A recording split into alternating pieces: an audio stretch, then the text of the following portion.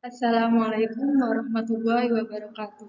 Saya Suhaibatul Aslamiyah, NIM 220301110146. Di sini saya akan memenuhi tugas UTS dari mata kuliah Islam dan Budaya. Saya dibimbing oleh Ustadz Abdul Rahman, Sarjana Agama, Magister Humaniora. Di sini saya mendapatkan judul yaitu Sinkretisme dalam Islam dan Tradisi Masyarakat Nusantara. Saya akan memulai dari pengertian sinkretisme. Secara etimologi, sinkretisme berasal dari perkataan shin dan kretizen atau kraninain, yang berarti mencampurkan elemen-elemen yang saling bertentangan. Dari penjelasan John L. Esposito dalam ensiklopedia Oxford Dunia Islam Modern, sinkretisme adalah fenomena bercampurnya praktik-praktik dan kepercayaan-kepercayaan dari sebuah agama dengan agama yang lainnya, sehingga memunculkan tradisi yang baru dan berbeda. Tujuan utama dari sinkretisme sendiri yaitu sebuah pemahaman di mana untuk mempersatukan sekte-sekte yang berbeda dalam meyakini hal yang sama, yaitu kemanusiaan. Tetapi dalam hal ini, ruang lingkup yang sangat tampak terdapat pada pemersatuan agama. Dalam gerakan sinkretisme memberikan pandangan bahwa pada dasarnya agama itu sama, mengajarkan untuk kebaikan dan melarang kepada kejahatan. Dunia Islam menghadapi sinkretisme. Pada zaman modern, beberapa contoh paling dramatis dari gerakan-gerakan sinkretisme terbuka ditemukan di Afrika Barat, Asia Selatan, dan Asia Tenggara, dan bagian lain di mana umat Muslim bersinggungan secara langsung oleh kaum non-Muslim. Di banyak wilayah, gerakan sinkretisme amat dihargai bukan sebagai sesuatu yang mampu bertahan hidup, tetapi sebagai upaya-upaya baru dan dinamis untuk membentuk kembali tradisi-tradisi lokal dalam berhadapan dengan Muslim pembaru, guna mempersempit rentang kepercayaan yang diperkenalkan kriteria baru dalam lingkup Islam. Kalau kita mengamati Islam yang berada di Indonesia atau yang sering kita kenal dengan nama Islam Nusantara, maka kita akan menemukan Islam yang berbentuk sinkretisme di dalam Indonesia.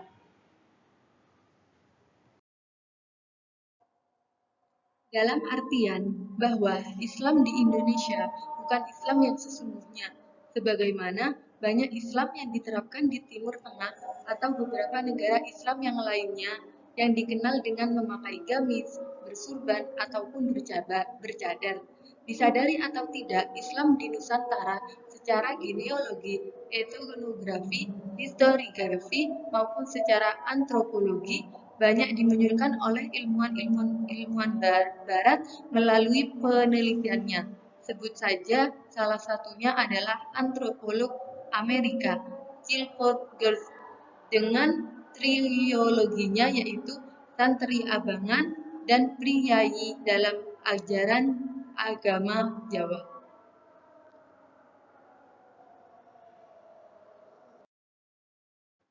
Selanjutnya, sinkretisme dalam praktik Islam Nusantara.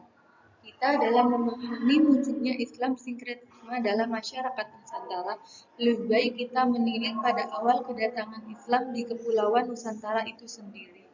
Pada saat itu, masyarakat telah menganut dan memiliki berbagai kepercayaan dan agama, seperti anisme, dinamisme, Hindu, dan Buddha. Karena salah satu dari sifat masyarakat Nusantara itu sendiri adalah mereka itu religius dan bertuhan. Datangnya Islam ke Nusantara pada abad ke-7 dengan terjadinya pergaulan antara Islam di satu pihak dengan kepercayaan-kepercayaan lokal yang telah ada sebelumnya, sehingga menghasilkan beberapa kelompok yang menerima Islam di kalangan masyarakat Nusantara, yaitu Pertama yaitu kelompok Muslim yang taat, yang mana masyarakat ini menerima Islam dengan lapang dada dan tanpa mengingat dan membuang kepercayaan dan tradisi yang telah dianut sebelumnya. Mereka taat kepada Al-Quran dan As-Sunnah yang menjadi landasan bagi ajaran-ajaran Islam. Yang kedua yaitu kelompok moderat. Kelompok ini kelompok yang menerima ajaran Islam, tetapi mereka belum bisa membuang kepercayaan-kepercayaan yang dianut sebelumnya dan mencampurkan kepercayaan-kepercayaannya dengan ajaran Islam. Yang ketiga yaitu kelompok penganut sinkretisme secara keseluruhan, yang merupakan kelompok menghadapi perbedaan pengajaran terhadap agama yang dianutnya. Menurut mereka, setiap agama itu merupakan esensi yang sama. Tidak ada kesalahan kalau mereka percaya kepada ritual yang dianutnya, juga percaya kepada agama yang lain yang yang dalam rangka itu untuk mendekatkan diri kepada Tuhannya. Selanjutnya, praktek sinkretisme yang berada di Nusantara yang terkenal ialah upacara dan ritual. Contohnya seperti pernikahan.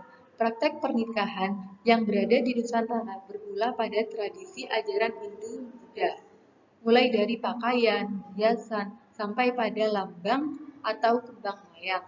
Namun, bagi kalangan umat Islam yang taat dalam agama, ritual-ritual yang terdapat di dalamnya dirubah dengan pembacaan Al-Barzanji, tahlil, khatmil Quran, dan kalimat-kalimat lain yang mengandung kebaikan menurut agama ajaran Islam.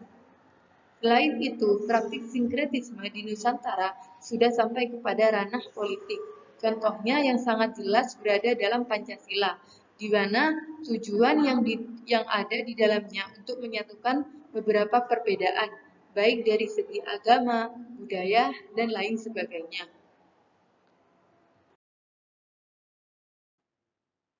Adakah keseimbangan dalam sinkretisme masyarakat Nusantara? Tentu ada. Di dalam mendeskripsikan gerakan sinkretisme, masyarakat Nusantara sangat menghormati pola hubungan yang seimbang, baik yang dilakukan sesama individu, dilakukan di lingkungan alam, maupun kepada Tuhannya sendiri. Apabila terjadi sesuatu yang menyebabkan terganggunya pola keseimbangan yang telah ada, maka mereka dengan spontannya memperbaiki keseimbangan tersebut, karena bagi mereka keseimbangan merupakan kunci dari keselamatan manusia dan alam di sekitarnya. Di sini dari uraian di atas menjadikan simbol bahwa masyarakat Nusantara adalah masyarakat yang tidak dapat dihindari dari sinkretisme dengan agama Islam sendiri. Cukup sekian presentasi dari saya, kurang lebihnya mohon maaf. Sebelum saya tutup, ada sepatah dua kata dari tokoh nasional yang sudah sangat familiar di telinga kita sendiri, yaitu tentang hubungan antara agama dengan kebudayaan. Itu merupakan sesuatu yang ambivalen di dalam mengagungkan Tuhan dan di dalam mengungkapkan rasa indah akan hubungan dengan Sang Holik. Agama-agama kerap menggunakan kebudayaan secara masif. Kiai Haji Abdurrahman Wahid atau yang sering kita kenal dengan Gus Dur. Cukup sekian dari saya, kurang lebihnya mohon maaf. Assalamualaikum warahmatullahi wabarakatuh.